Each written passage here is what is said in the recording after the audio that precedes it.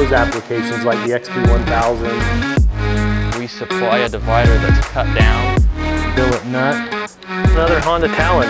This happens to be a 1000R. Hey guys, Nate with Z-Bros. Today we're going to talk about ball joints, how to take them out and put them in. Now there's two ways of doing this. First way is you buy a set of arms that already have them in it and you don't have to worry about it. Second way is you buy a set of arms that don't have them and you're going to have to press your stock ball joints out and press them in on your own. So we're going to show you how to do that. Now of course, you can just take it to a dealership and let them do it for you and you don't have to worry about it, but we'll show you the easiest way. We have some tools that you might not have in your garage, but if you have any kind of a small hydraulic press or access to one, you should be able to pull this off. So some tools you're going to need. Now the arm we have here is one of our arms, but a factory arm is going to function the same way, whether it's a Ranger or a XP1K or a Can-Am.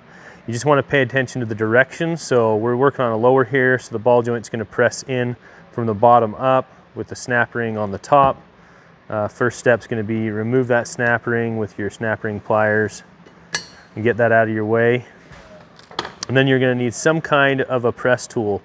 And it needs to be big enough so that you can place it on the back of the arm and push the joint down through it. So a very large socket will work, or finding a piece of pipe. This is a piece that we've machined and hardened because we press so many in and out. So you're going to need something like that, and then obviously once the snap ring's off, you're going to drive it through the direction so the snap ring goes down through, the snap ring groove is going to go down through the arm, so you have to have the press tool on the bottom. And then the opposite direction when you're pressing it back in, so we'll show you how that's done.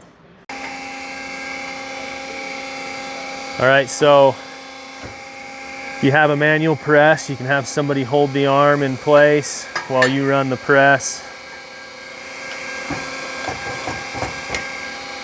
Center it up nice, and then just press the ball joint out. And as you can see, it'll just fall out.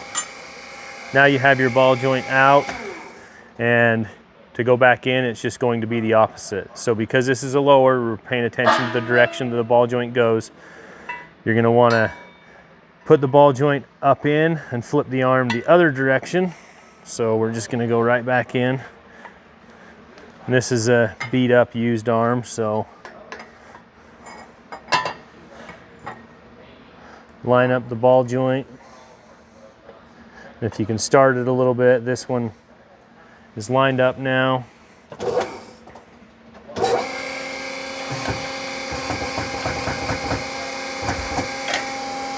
And if it's a manual press, you just crank it till it stops. Shut this off so you can hear me. And there you have it. The ball joint's back in.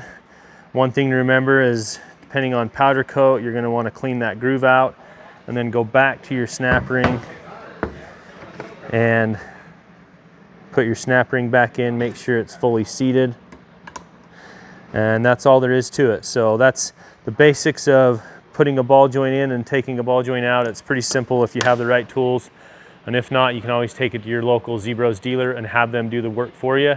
So as always, like and share, and you can find our products at zbrosracing.com or your local Z-Bros dealer. Thanks for watching.